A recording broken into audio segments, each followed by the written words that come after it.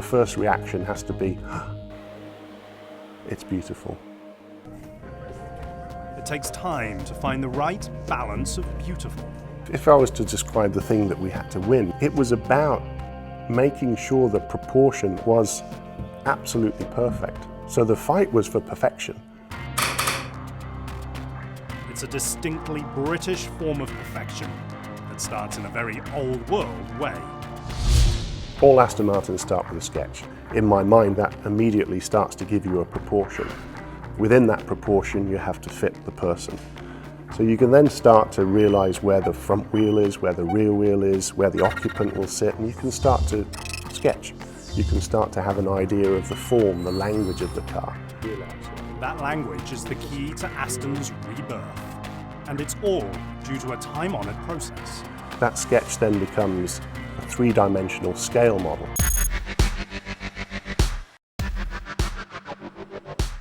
Designers design a lot of stuff on computers, but you can't touch what's on the computer screen.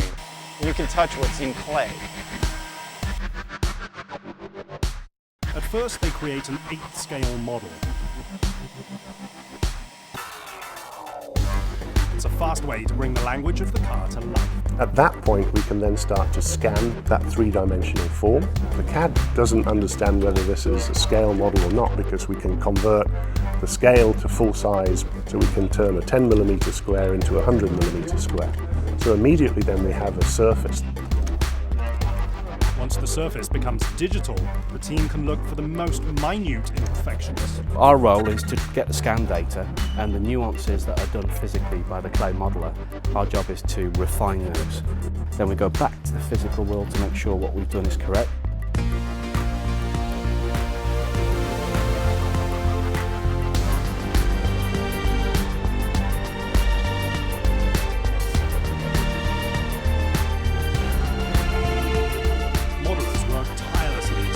The shape in the real world.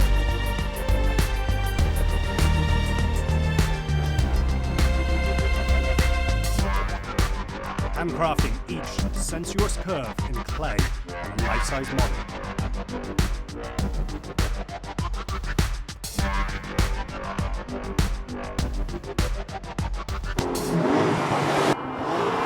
I'm not a designer, but it's all about their proportions.